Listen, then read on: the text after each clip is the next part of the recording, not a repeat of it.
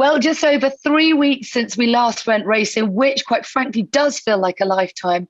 It's back. It's race week. We're going to Spa. Yeah, and everyone who has suffered and sweltered under these massive drought conditions all summer, don't worry, it's going to be over very soon because we're going to Spa. Yeah. And we're going to send Natalie out there, aren't we? Oh, yes. Thanks, Damon. I look forward to that. I've only just dried out from last year. If you're wondering why you're getting the show a day early, it's because from now on, we're going to be releasing F1 Nation on a Monday. And can I just say, this has been the busiest summer break in Formula One that I can remember for a long time. There's been so much going on. But before we get into all that, welcome to F1 Nation with Damon Hill, Natalie Pinkham, and me, Tom Clarkson.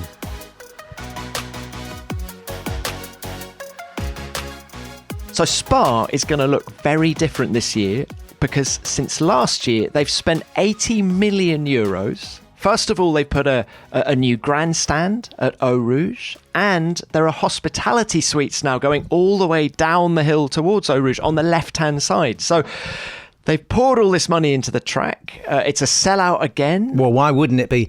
What is there not to like about Spa? We are going into the next few races, apart from Monza, the next few races, we are going into the heart of the beast, aren't we? Oh, yeah. We're going to the homeland, the birthplace of the great Max Verstappen, and all those Flemish-speaking people, in whether they're Belgian or Dutch, they are going to be there supporting Max. So it's going to be absolutely a Max fest, these next two races. And it's not much, like he needs it. He's got an 80-point lead in the championship, which, I mean, it's just hard to see anyone overturning that, not least Charles Leclerc. What do we think? Well, particularly at Spa, Pinks, let's not forget that Red Bull have phenomenal straight line speed, and 2 of the 3 sectors at Spa are effectively a straight line. So that thing is going to be like a bullet on those 2. Then you've got a slightly twistier middle section where I think actually the Mercedes is going to be very strong. But overall, I think Max Verstappen is going to be super competitive this weekend at Spa. Can he add to the 8 race wins he's had already this year? 8 of the 13 races this year he's already won. And I think he goes into the Belgian Grand Prix as favourite.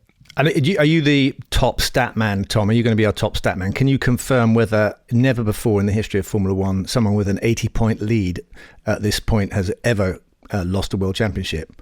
We're not looking at foregone conclusion, are we? Please tell me that. Well, I don't think you need to be a top stat man to say, yeah, that's never happened before. I mean, it's a phenomenal lead, isn't it? And you know, if Charles Leclerc does what Sebastian Vettel did back in 2013 and wins every single race after the summer break, he can still win the World Championship, even if Max finishes second in every race. But it's going to require that kind of magic from Ferrari and Leclerc to overturn it. Otherwise, I think Max can actually win the world title as early as the Singapore Grand Prix. Don't forget, there are other things at stake. I mean, Lewis Hamilton is staring down the barrel of a season without having won a Grand Prix. Could he pull something off in Spa? That car has been getting better. And also, we've got the aerodynamic oscillation matrix as well to explain to everyone, which is this new thing which they brought in. The FIA have said basically we don't want to damage our drivers, and so if we see excessive amounts of porpoising and bouncing like this, we can take some steps to change the way the cars are set up, and that could have a bearing, don't you think, Tom? Red Bull and Ferrari probably the most affected. Yep, absolutely right. I think you could see Mercedes pulling themselves further up. And the irony of all this is that where we left off in Hungary a month ago, Mercedes was the fastest car. So they've sort of engineered their way out of the problems they were having anyway. Now I think it seems that Red Bull and Ferrari, as you say, Pinks, are going to be brought back towards them. So I think they're going to be really competitive this weekend. And Damon, tell me if I'm wrong, but I find when I look at the middle section at Spa and look at those long radius corners, quite a lot of it reminds me of Hungary, that middle section I'm talking about. None of it reminds me of Hungary, Tom. So I would never. But when you look at, I never actually say you're wrong, but I think you might be wrong. But when you look at Les Combes, yeah. I'm reminded of the fast chicane at Hungary. Then you got Rivage, that long hairpin reminds me of turn 1 at Hungary. Then, okay, Pouhon is easy flat now, I think, or very small lift, and then. Well, there's two problems. I mean, one is that at Hungary you basically have a lot of downforce on the car anyway. So the tight and twisty corners at Hungary, you've got the most downforce you need, whereas you can't do that at Spa because of the long straights, as you just mentioned. So cars are running, if they're in a section which is like the complex down at the bottom of the hill, is it Stavelot and that bit at the end there, or at the top of the hill, the after the long straight, those tight twisty bits are similar in some ways to Hungary, but you're running with minimal wing, so you have to adopt a slightly different setup, slightly different driving style to cope with those corners. But the high speed corners, because these cars generate so much downforce at high speed, the lack of wing isn't such a problem. In fact, you probably are over. You've got too much downforce for some of those corners. So it's a really lovely track to drive on because you can feel the car accelerate, especially out of Pouhon. You come down the hill after the corner with no name, which is a tight left-hander, running up on a curb, beautiful. And your car just runs because it's going downhill anyway. And you get to Pouhon, you turn in, and it goes on and on and on this corner, and you feel like you're falling off the edge of the track the whole time. And then as you get to the very end, the car is just spat out of Pouhon at I'm not sure what speed it is we're going, but it's a great little section. It really gives you a thrill to drive on. And it's got legs, this circuit. Can actually let these cars run for a good distance because what is it, 5 mile track or something like that? Do you know what, TC? I'm with the champ on this one. He is, after all, a multiple winner at Spa. Well, he is. Yeah, he is. 3 times, Damon, wasn't it? Yeah. Yeah, I won in F3 as well there. I loved it every time I went there. Well, I won't say I loved it because there were times when I was absolutely terrified. In fact, when my dad went there back in the early days when they didn't have any runoff, he came in after a lap and sat there and said to the mechanics, I don't think I can do F1. Because he was so scared. I mean, it really was a frightening circuit. But when it rains, you cannot see a thing. So you're coming up the hill or down the straight after Radion. You're just going into a white wall. You can't see a mist. You know there's someone there, but you can't see where they are. And in '98, when I won, I actually came out of the corner at the bottom of the hill and I went into the spray and I bounced off the side of a car. Coulthard in the wall. David Coulthard into the wall will stop the race. They'll have to red flag this. Terrible. Look, this is quite appalling. This is the worst start for a Grand Prix that I have ever seen in the whole of my life. I never even knew he was there, and I looked over and there was a car, and I suddenly felt this nudge. And there was, I think it was Jarno Trulli, who looked a bit surprised.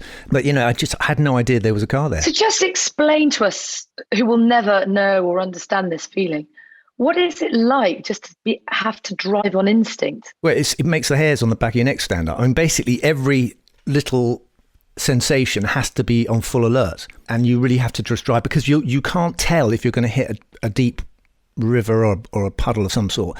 So you're just constantly on red alert, even on the straights, to hear if the engine revs are going to go up. You're going to suddenly aquaplane. It means you're wired. You're absolutely wired to be able to survive because you don't even get a rest even on the straights because you can spin off on the straights. And anyway, a lot of the straights have got slight curves in them as well and rivers coming down them. So, it is phenomenal experience. I have to say, I could only take so much of that. Pretty soon after the '98 race, I retired from Formula One, having had enough of that. But it was fun when you're young. Again, it's one of those things that you feel very proud of if you can master a race in the wet. Of course, Michael Schumacher was the rain master around that circuit, and Max Verstappen is really very, very similar, as is Lewis in these conditions. They can cope with anything. It's amazing, isn't it, Spa? Because it feels as if it is a real test of human and machinery alike. That it punishes mistakes, but does reward that bit of magic if you can pull it out of somewhere. I'm thinking about George Russell in quali last year. That obviously we all know what happened with the race. It was a complete washout, but it felt as if he got a reward for the bravery that he showed in qualifying. Yeah, that was phenomenal, wasn't it? That was one of those standout performances that we mark out particular drivers who've got astonishing skill. And of course, we mustn't forget Lando did something similar in Russia as well. But so these drivers, they pop up out of nowhere when the conditions are really tricky, don't they? Oh, and Lando was fastest in Q2, wasn't he, last year? And then that massive crash. Massive crash. At Eau Rouge, didn't he? But I mean, he was absolutely hooked up, and so look out for him, I think, this weekend as well. If the conditions are iffy, then you look out for the great drivers, the guys who've got that sparkling extra 2% or 5% or whatever it is they have. It comes out in these situations. They just rise to those occasions. Based on that, do you think the drivers love Spa, or do you think they revere it? You think that they approach it with some trepidation, or do you just throw yourself into a challenge like this? I don't know anyone who doesn't like Spa. I can't remember hearing a driver saying, I don't like this place. Or Jim Clark. Yeah, but you're going back to when they had no barriers and it just went through the woods and you just went off into a field. It was like the Isle of Man TT. It was a totally different circuit in those days. It has got a lot safer, thankfully, but sadly, because of serious accidents, we've had plenty of those around Spa, so it's got a risk factor, and I think that adds the spice. Controversially, I'm going to say that. I think that danger is part of the thing that makes drivers. It challenges drivers. Obviously, Sterling Moss was very much someone who considered the danger as one of the challenges of the sport, and it's a driver's job to overcome fear. But we don't want to see people getting hurt. I'm afraid we've had too many of those, at least a couple of fatalities at Spa, and things have to change in order to try and protect the drivers. So, but it doesn't lessen the thrill and the skill needed to perform well on that circuit.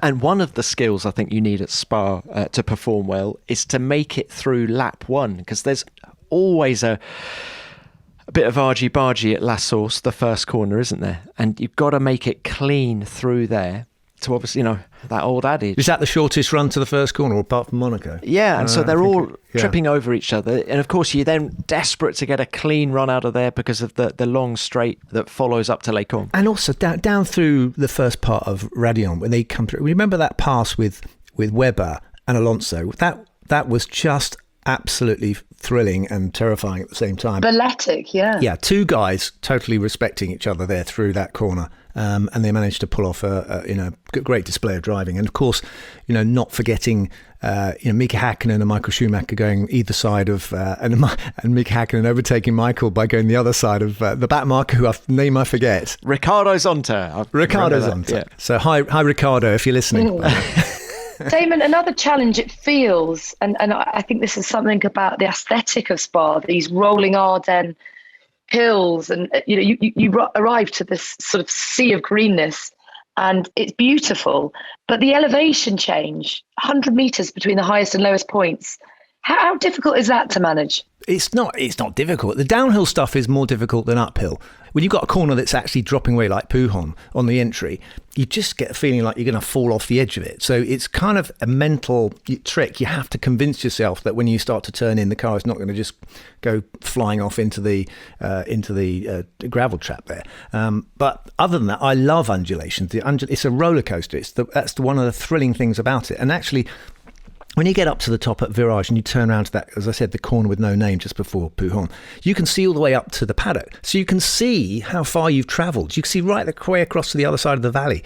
It just adds to the thrill of the whole experience of racing at Spa. It's a circuit which actually covers some space, some ground, and it's, as I said, it's through the forest as well. So you get a feeling like you've been let loose to really see what a Formula One car can do. And TC, they talk about it being a track that rewards efficiency. Can you just explain what that means? Because you alluded to the fact that there are these contrasting sections of the track, one that rewards straight line speed and the other that it would favour those that are set up well for twisty, tight corners and long radius corners as well.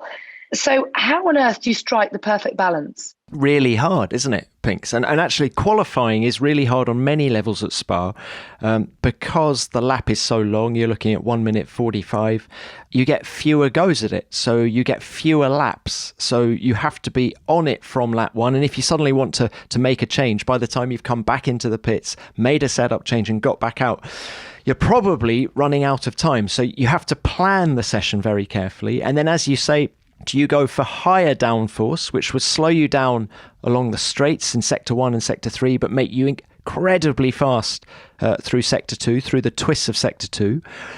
Or do you go for greater straight line speed? And but that, of course, will compromise you in Sector 2. And, of course, over a race distance, that will have an effect on tyre wear. Now, that is the challenge of Spa, and you see every year teams approaching it differently. You've got DRS zones, of course, one on the start-finish straight and then one going up to Les Combes at the end of Sector 1. I don't know, Damon, what did you used to do? I think you normally see teams go more towards a race, being fast in the race, fast in a straight line, because that makes overtaking easier. So I think that's what more people go towards, but it is a compromise, isn't it? One of the problems with it is you wake up on race morning and it's teeming with rain and you've set up your car to run with low downforce. Now, in those days, you could change it when I was racing, but you can't now. So you're stuck with what you've got. So you cannot set up a car to be, unless you're absolutely dead certain it's going to be wet, 100% wet for the whole race. You can't really set it up for a race, So they will run with minimal wing. You're absolutely right. The thing to do is, or the goal is, to make the aero efficiency on the car as good as possible. So that includes things like, the level of the rake. And they've got this new rule that they brought in now, and as I understand it, to stop flexing of the floor at the back. So we might see some cars having to change the way they set up the car. So this will be a real test for some cars that may have contravened that regulation. It's been picked up by the FIA, and it's to stop the rear of the floor flexing. That might change the way they set up their car. But if you get the base of the car producing the most efficient downforce, then you can peel off some wing off the rear, off the flap, which is what you really want to do. And that keeps a good base for you to handle the car through the fast corners, but slippery down the straight. So yeah, definitely move towards as little downforce as possible. The cars at the back, unfortunately, because they don't have as good aero efficiency, if they run less wing, they basically just go slower. So you might find them sometimes opting to have more wing on, just so that they get a quicker lap time, and they are not going to be passing people on the straight. They're at the back anyway. Quicker lap time and then praying for rain in the race. Possibly. To weave your 2 points together, when you think about how big this track is, there will be parts where it's raining and others where it's not. Yeah, that's true. Just to make it even more challenging. Completely. Yeah, I mean, it covers quite a two valleys. It's basically in a valley, isn't it? But it goes into another valley, I think. So yeah, it can get areas where it's wet, and we've had that before. So plenty of excitement, and it's great on TV as well. That's the other thing, is that one of the things with our sport is to get the impression of speed. You sometimes you miss it with some of the circuits we go to, but with Spa you can see as they go up the Kemmel Straight and the helicopters trying to chase them up the hill, then you get some idea of how fast these cars are. And then if you factor into all of this the fact that it is the first of a triple header, that is another headache, challenge, whatever you want to call it, for the teams in terms of I know we've had a lovely little break now, but the break has only been as long as the triple header will be. So really, in the whole scheme of things, it's not that much downtime, is it? Yeah, and if Charles Leclerc is going to do anything about this World Championship fight with Max, he has to win these 3 races. He has to leave Monza in 3 weeks' time with 3 more wins under his belt, 75 points, hopefully 3 more for fastest lap as well. And if he doesn't, and Max is just being Mr. Consistent, that's all he needs to be now, Max. It's Mr. Consistent, really. And but so it's, in a way, for Charles, it's an easy objective. I have to win these races and be completely uncompromising in his approach. But he has to do that. So 3 Charles Leclerc wins, and I think for that reason, we might see Carlos Sainz playing second fiddle at Ferrari as well. If Carlos is in a position to win or can move over and help Charles, I think he will. Team player is Carlos. I mean, the other thing is this triple header, after the debacle of Hungary for Ferrari, that's in the back of their mind as well. They've got to be on a good run going into Monza. You don't want to turn up at Monza having had your pants kicked for the last 4 races. Last 3 races. If by the time you get to Monza, Ferrari will be determined to come out of the blocks after the summer break, having put to bed all the criticisms that they've had. So I don't know where they've got there. They will have done a lot of talking over that. Then, although they have a summer break and a factory shut down for 2 weeks, it doesn't stop them using the telephone or the internet or whatever they communicate on Zoom calls. There'll be some interesting meetings going on, I should think, over that break. When you've had a bad result, you want to get back racing as soon as possible. But it does feel as if Ferrari needed to sort of just take time to reflect and calm down and talk, as you say, Damon, with one another about how they can approach the second half of the season. Do you think any changes will be made? I mean, Mattia Binotto has been clear that there won't be personnel changes. No, I think once you start throwing people out of the balloon, then it frightens everyone else. So nobody wants to be the next person. So you have to not do that. And I think Mattia has basically said that, listen, we're fine. We'll take care of it. We'll fix it. We'll look into what we've done. But the pressure's on him really, because he's the guy in charge. He's the front man now, and so he can only say so many times, we've taken steps to have every faith in my strategy people, and he can only say that so many times. If it doesn't get fixed, then, as I said, by the time you get to Monza, he could be feeling the heat a little bit. Well, there's nowhere to hide, is there? They won't let you know, and that's how it is. That's sport. That's the nature of our business, is a lot of attention, and we're some of the people who actually put attention on them. Both with the Sky coverage and our team, and we like to look at, analyze the sport, and here on this podcast we like to, as the fans do, they like to go, okay, well, understand what's going wrong. If something's not going right, they want to know why, and we have to somehow get inside those teams and find out. And of course they're very protective about the truth of what's going on in their organisations, as well they might be, because they don't want their opponents taking succour from their failings. Now a word from our sponsor, BetterHelp. Let me ask you something. If you had to keep the same car for your whole life, no part exchange, no upgrades, just that same car day in, day out, you'd go to great lengths to ensure you took good care of it, wouldn't you? Regular checkups to keep it running smooth and firing on all cylinders. Well, that's exactly what our brains are like. We only get one brain, and yet we often don't treat them with the care and attention they deserve. Taking the time to nurture a healthy, happy mindset is one of the best things you can do to take good care of yourself. It's remarkable what a difference our mental health can have on our lives and how we view the world. That's why I believe talking through your problems, fears or stresses is so important, and why therapy is so effective. With BetterHelp Online Therapy, you can be matched with a therapist in under 48 hours, and it's much more affordable than in-person sessions. Not only does it offer video and phone therapy, it also offers live chat-only sessions, so you don't have to see or speak to anyone on camera if you don't want to. The most important thing is that you feel comfortable and that you have a safe space to talk about whatever might be troubling you. Our listeners get 10% off their first month at betterhelp.com/F1Nation. That's betterhelp.com/F1Nation.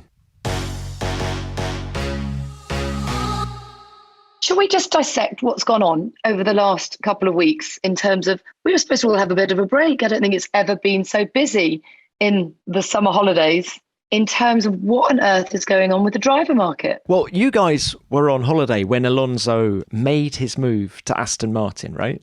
What did you make of it? Is it the right thing for him? Is it the right thing for Aston Martin? I was very surprised that he'd gone to Aston Martin. I mean, obviously when Seb went, it was an opening, but it's a kind of, the kind of guy that Fernando Alonso is, and the kind of guy that Lawrence Stroll is, and the ambitions they have for the team. I just can't see. I mean, why would you want to end your? Let's be honest. Fernando is going to have to retire eventually, so it's possibly the last team he'll be with. You don't want to be with a team that is struggling and having frustrations, and so either he's been convinced that there's some massive turnaround that's going to take place. It can't be the money. I just don't believe that he'd just do it just for the money. I can't. I mean, I think they're at the bottom of the trough. It can't be much worse than it is now, can it? Yeah, but we said that about Williams a few years ago, didn't we? We looked at Williams, went, they've bounced. But there's difference here. There's a difference here in that Aston Martin have lots of money. They've made some really good signings on the aerodynamic side over the last 12 months. They've got a new factory. I'm sounding like this is probably what Lawrence Stroll said to Fernando. You're selling it to me. We've got a new factory coming on. Oh, you want a 2-year contract? Straight 2 year? We can do that. Oh, do you want to be an ambassador for the rest of your life as well? Yeah, we can probably do that as well. You know. So I actually can understand why he's done it. I think they are going to get better because they can't actually get any worse. They're currently 9th in the world. Okay, they can get one place worse, but you know what I mean. It's going to get better, and I think Fernando Alonso loves the thought of being the man that turns it around for them. I think that appeals to the ego, doesn't it, of anyone. You want to be the main man, and I think the combination of his ambition with Lawrence Stroll's ambition could be unbelievably effective. Let's assess what Fernando Alonso's contribution has been to Alpine in his time there. I think that he has a team like Alpine want to be a serious player, and they had a serious player in Fernando. Yes, you can have Esteban Ocons and other drivers, but Fernando has this charisma about him and this reputation. He's totally no nonsense. He's totally businesslike. He goes in there and he picks up the team on what they need to focus on, and he's directing things, it seems to me, even from the cockpit. So I think he's been a real asset to Alpine, but they've been caught out. This totally surprised them that he was going to jump and go to somewhere else. Well, do you know, I remember, Damon, at the French Grand Prix, Laurent Rossi, who is the boss of Alpine road cars and racing activities, was asked a question about Fernando's future, and he talked about Fernando being part of their Le Mans program, because Alpine have a Le Mans program. And I remember thinking, I wonder if that is actually a selling point for Fernando. You know, he is so focused on Formula One, offering him a 1-year deal with the potential to go and do Le Mans with Alpine. I remember thinking, I'm not sure that's going to wash. And Alonso obviously just held off. And then as soon as midnight on July the 31st came and went, off he went. He's already won Le Mans, hasn't he? He just needs Indianapolis, and then he equals my dad's Triple Crown record. But, you know, if Alpine had offered him a guaranteed winning car for the Indianapolis 500, maybe he would have stuck around. Do you agree that Aston Martin will be more of a force in 2023? I think the bigger question in all of this, chaps, is why don't people want to drive for Alpine? Why did Daniel leave in its last iteration of Renault? Why did Fernando leave? Why did Piastri jump and say, no, I'm not driving for this team? They're above McLaren in the table. It's a fast car. Why don't more drivers want to go there? Why don't Piastri jump and grab that opportunity with both hands? Pinks, do you remember in Monaco, you and I were discussing on this show after the race about who will drive for McLaren, and we discussed the prospects of Piastri going there. And at the time, I felt it made sense for both, because Piastri was frustrated that he wasn't racing this year. Daniel was having his problems, and he is undoubtedly a great talent. So I actually understand why Piastri's gone, because at the time when he started his negotiations with McLaren, I think he thought perhaps that it was going to be Alonso and Ocon staying at Alpine. Or maybe he just thought McLaren's a better proposition in terms of a racing car. But I don't know why that is, because the McLaren is clearly a handful. You know, you're talking about an 8-time race winner in Daniel Ricciardo struggling to get to grips with this car. There is no guarantee for Piastri that he is going to be able to drive as well as or better than Lando Norris in that car. Well, that's a whole nother question, isn't it? And why Piastri? Undoubtedly, he's good. He's an F3 champion. He's an last year's F2 champion, won 6 races in F2 last year. But for a man who has never even driven in an official F1 session, there's a lot of scrapping over him. He's clearly good. I'm just thinking about the nuances of this McLaren. And you would have thought that perhaps he knew the workings of Alpine better.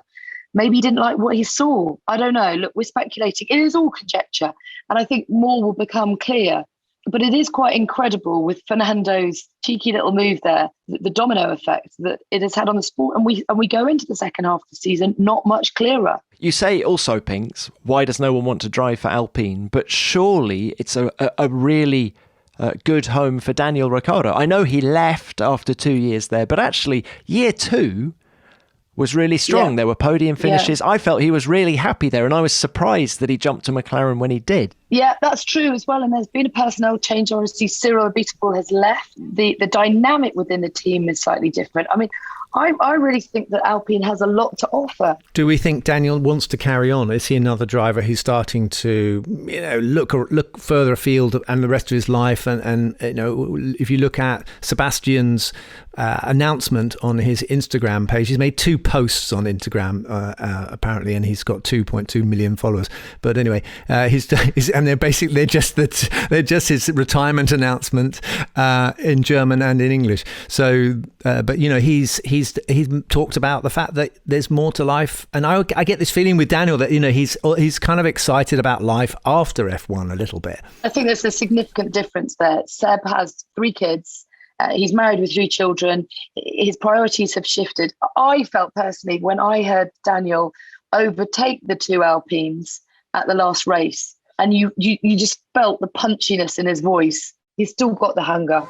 Daniel Ricciardo picks off both of them during the course of a couple of corners.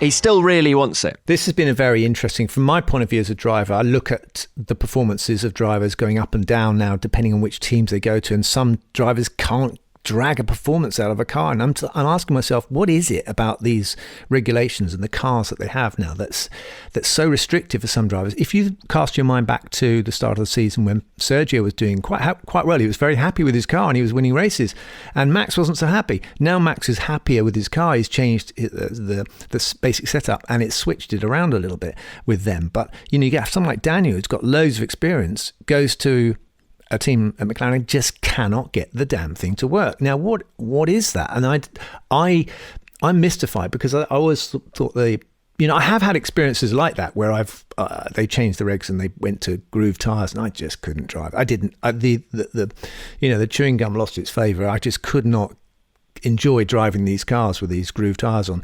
But I was also near the point of retiring, so I kind of had 2 factors dragging me backwards a little bit. But when you're still a force to be reckoned with, as Daniel is, I think, he's still got a lot to offer.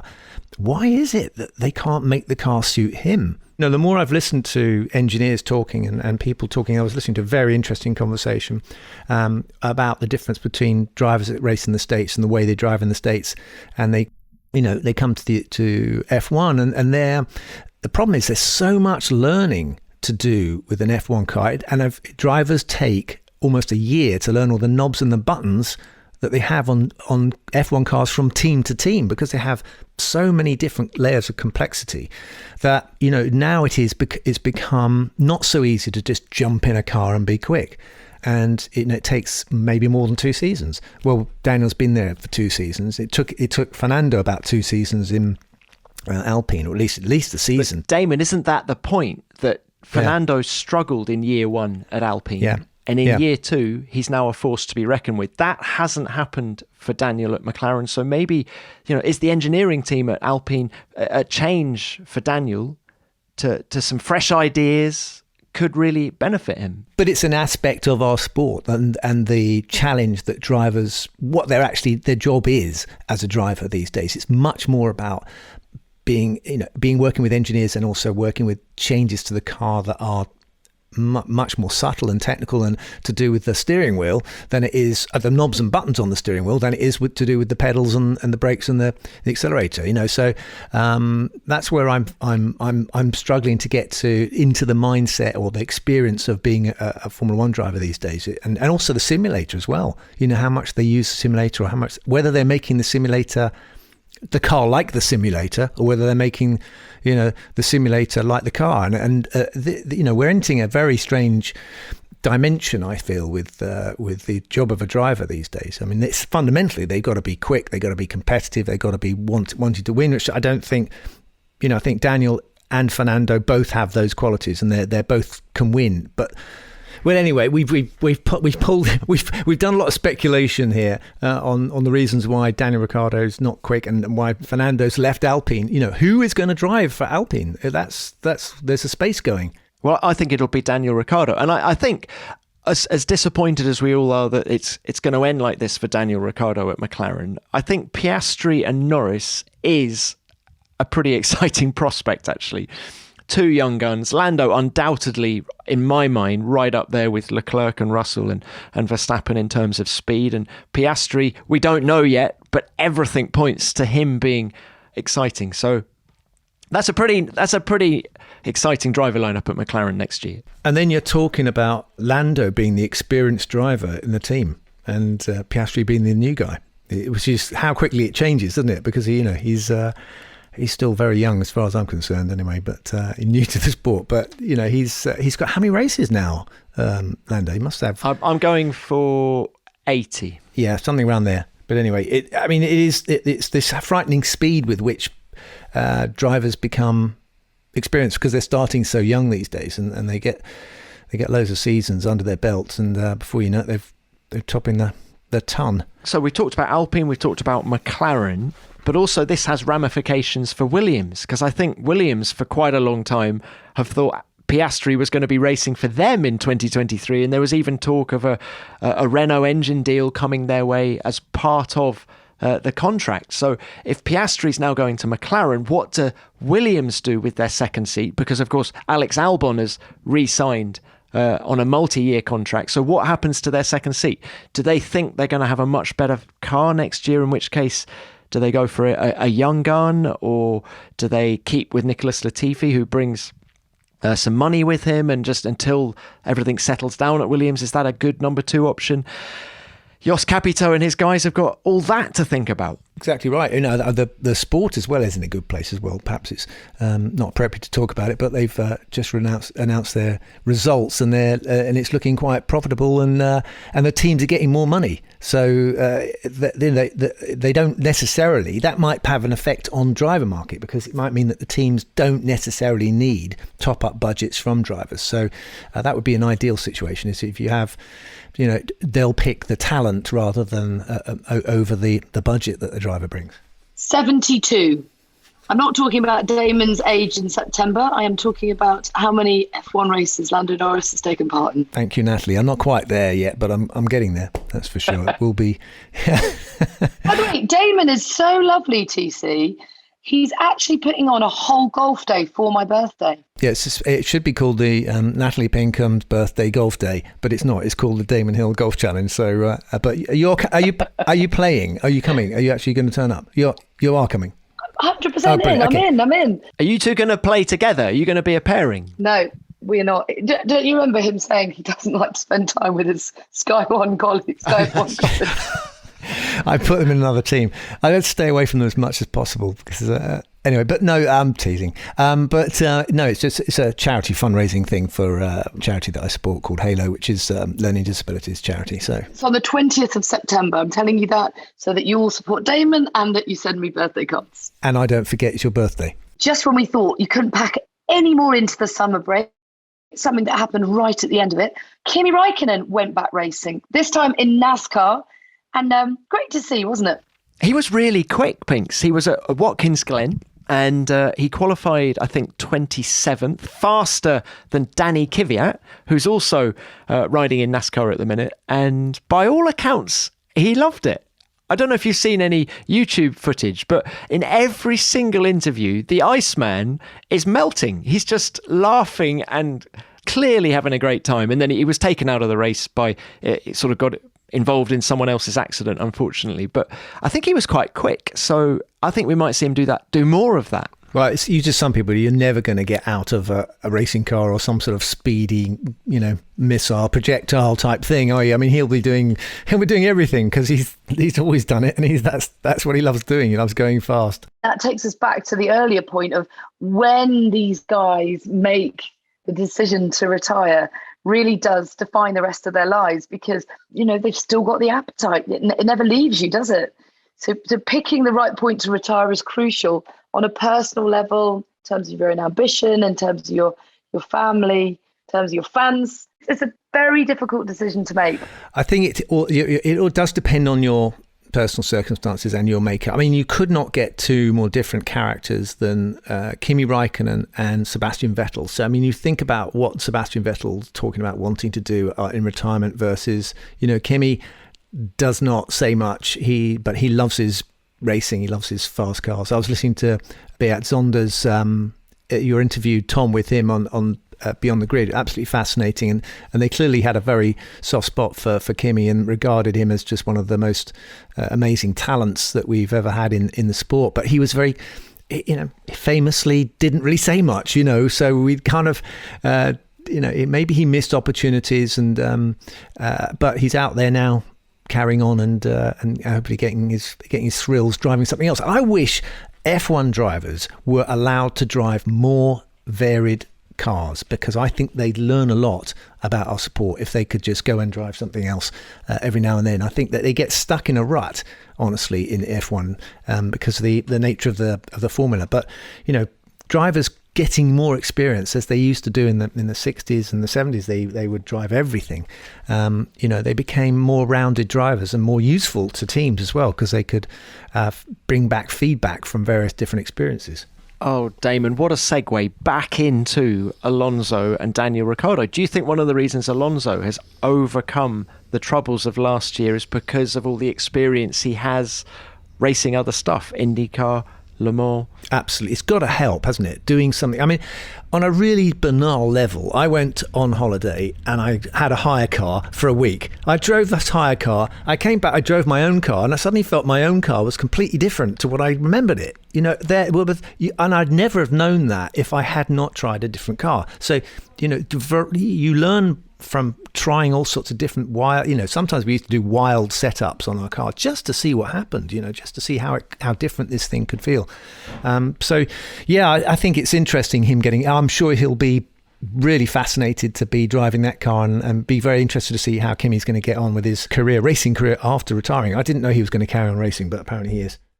For many of us, it's been a very hot summer. Drinking enough fluids is so important, and if you're in a hot climate or you're jetting off somewhere soon, then our top tip is to ensure you stay hydrated with Liquid IV. Keeping on top of our hydration can help us feel healthier in our everyday lives, and what's great about Liquid IV is that it has 3 times the electrolytes of traditional sports drinks and comes in convenient individual sachets that slip easily into your handbag, gym kit or suitcase. Simply mix your sachet with water and you'll be getting a refreshing hit of 5 essential vitamins: B3, B5, B6, B12 and vitamin C. It even works great as a mid-afternoon pick-me-up or to get you back on track after a long night. Liquid IV hydrates you 2 times faster than water alone, and what makes it so effective is because it uses cellular transport technology, which is designed to help enhance rapid absorption of water and other key ingredients into the bloodstream. I love how there's such a variety in the flavours available: lemon lime, pina colada, tropical punch, you name it.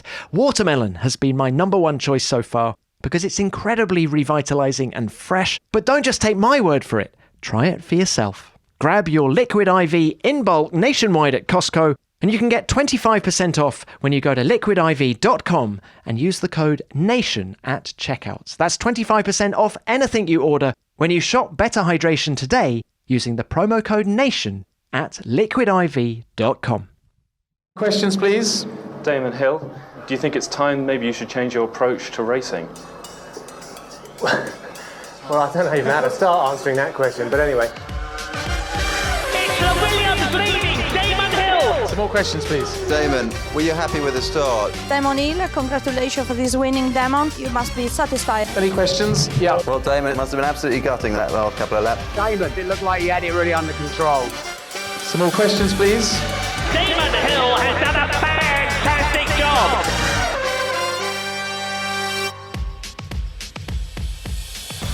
Okay, well, now for my favourite bit of the show, as ever, it is Ask Damon. What have the fans got for you this week, Mr. Hill? I tremble in anticipation. Hi Damon, I'm Chan from London.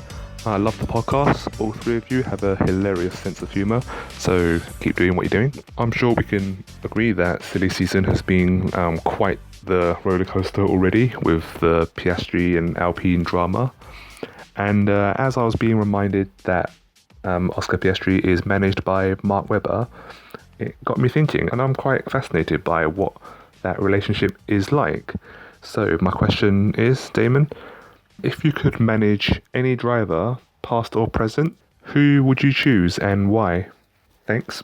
Sean, that's a really interesting question. I just want to turn it around slightly and say, what driver would want to have me as a manager? That might be a more important part of this equation, because managing a driver is part of psychology, I think, as much as anything else. But you definitely need the business now, so you need someone who understands how to do deals and do the contract side of things. As we've seen with the Piastri, there's something going on there which is a little bit confusing. But I want the fastest driver and the easiest driver to manage of all time. So it'd probably be one of these drivers you just put in and then they do the rest. That would be nice. I just don't think those two often go hand in hand. They don't. Fastest are often precocious. And maybe a bit of ego to manage. Ego and the politics, and also their demands in terms of lifestyle and things they want to say publicly.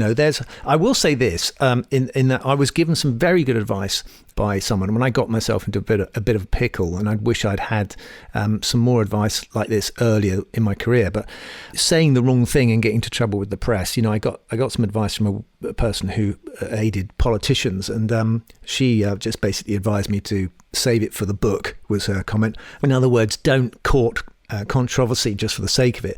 So things like that, advising drivers on how to handle the politics and the complexities of being in the public eye as well.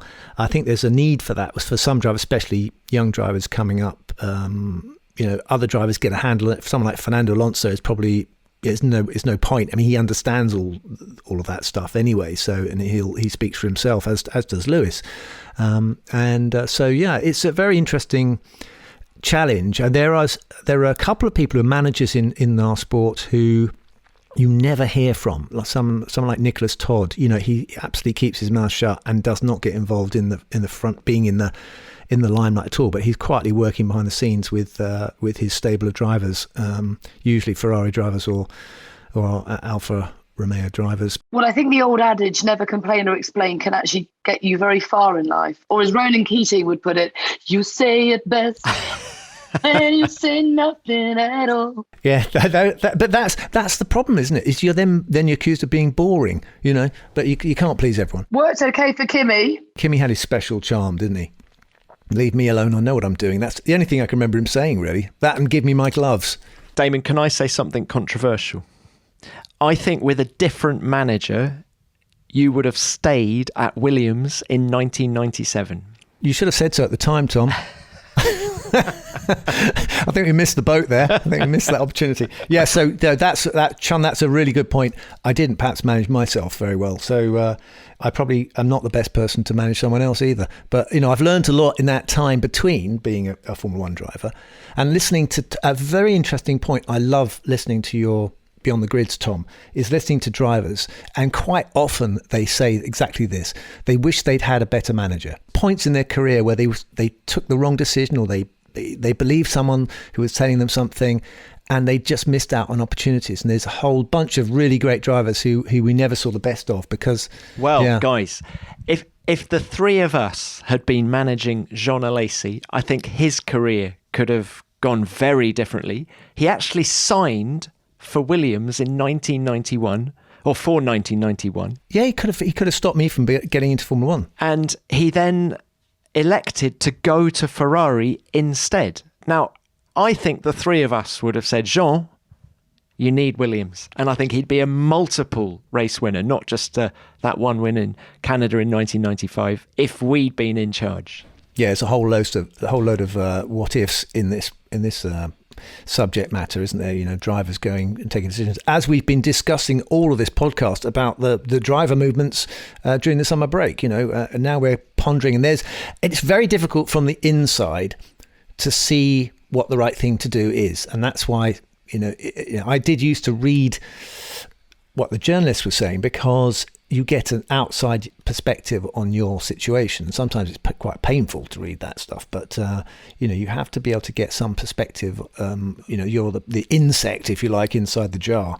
And I think what is being said and written about drivers does influence teams as well. Oh yeah, completely. I mean, they what shocked me actually quite a lot as a driver was they would sign people who I didn't think was a particularly good driver, and I'd go, why would they sign that? And it's because the driver's been hyped by the press. The press fall in love with this particular person because they got sideways coming out of a corner, and didn't spin off or something, and you do have, it does happen, but so the media is a useful tool in hyping drivers. I mean, if you think about, why Kimi he's completely skipped the junior formulas and went straight from F2 straight into F1. No, Formula Renault straight into F1. Beg your pardon, you're right, it was Formula Renault.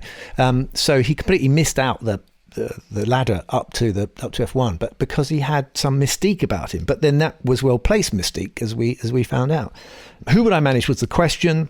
Somewhere out there there's a driver who's going to win 10 world championships and cause no trouble along the way, and that's the guy I'm going to manage. Okay, our second question comes from Jordan. A beautiful day to you all. And now that the silly season is also in full swing, it made me wonder, how do teams deal with drivers that are on the way out? When you left for Arrows after your championship-winning season, did they allow you to drive the FW19 for testing purposes, or the new Renault engine for 97, or was it all withheld from you because you were about to leave for the competition? All the best from Jordan. Jordan, you basically hit the nail on the head. Once you've announced that you will no longer be with the team, you are not privy to their plans for the future. So that might deprive you of testing opportunities. In my day when we went testing, they now have simulators and stuff. But yeah, you are not going to be given quite the same access. And what can you do? You can't sit there in the debrief room and go, I need to find out more about what the other driver is doing, because they're now focusing on the future. So the doors do slam shut slightly, and it can make the remaining races slightly awkward. I think you're right. I think it was perhaps more of a thing when you did lots of testing back in the day. In fact, it would have probably been a good thing, because it meant, no, Damon, we don't want you to test in Barcelona next week. Stay home. You're on holiday, yeah. as you slowly sink into the sunset. Whereas so much of what the drivers do now is race based. And at the races they're not really testing that much. I think of Bottas last year.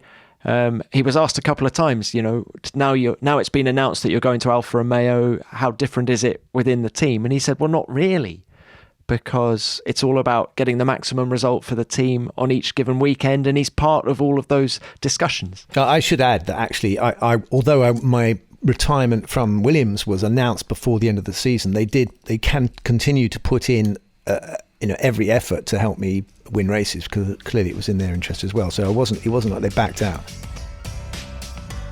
Jordan, thanks for that question. That got us thinking. And if you have more questions, then please send them to askdamon@f1.com and send it as an audio file, and we will play you asking your question on the show. So come on then, who's organised? Who is packed for Spa? Well, I'm not going, Natalie, but if I was going, I'd take a wetsuit. Oh, that would be good, wouldn't it? I'm only asking the question because I want to boast that I already have. I packed a week ago. I've been down at the seaside for my best mate's wedding, and I had to pack before I went. God knows what I've put in my suitcase. You just need an anorak, don't you, basically? Yeah, you do. You need layers. It's hard. I hope you take the right suitcase with you to Spa, Pinks. Otherwise, you're going to be sat presenting Sky's coverage in your swimsuit. With my fascinator, my headband from the wedding. I tell you what, I am excited about it. It's such a purist track. It's iconic. It's everything you grew up loving about Formula One, and it's a real privilege to be going back there. But who's going to win the race? I'm going to go, or just to buy you a bit more time to think about it, George Russell. I think it's going to be Lewis. I think if it's going to be anyone other than the obvious, Max Verstappen victory, then I think I'm going to plump for Lewis, because I feel it in my bones that he's going to win a race this year. I just think there could be situations at Spa that could fall into his lap a little bit. It does feel like a wins round the corner for him, doesn't it? Yeah, and he's won there 4 times, and teams make a big thing of momentum going into the summer break, don't they? Well, Mercedes had that because they would have had a front row lockout in Hungary had Hamilton not had that DRS problem in qualifying. So they had the momentum with the slight rule change, which should peg back Ferrari and Red Bull. Mercedes. Yeah, let's go for Mercedes. I'm not going to say which one. You can't have two. That's not fair. Well, I'm going to go for Max Verstappen then if I've got to go for one of the obvious ones. But we all want it to be Charles, actually, for the sake of the World Championship, spicing it up, keeping it going for as long as possible. We do. We want to have a cliffhanger again, but I have to say it's going to be some great races. Going to happen. Whatever happens, it's going to be some fantastic races. We've seen some brilliant races this season already, so there's still plenty to play for. So that's it, guys. We're back. Thanks very much for listening to the F1 Nation podcast, which is produced by Formula One in association with Audio Boom Studios. Natalie's off to Spa, Tom's off to Spa, and reporting back next Monday. Great, guys. Fantastic to have the band back together. See you next week. Yeah, see you. Let's hope it's a good race.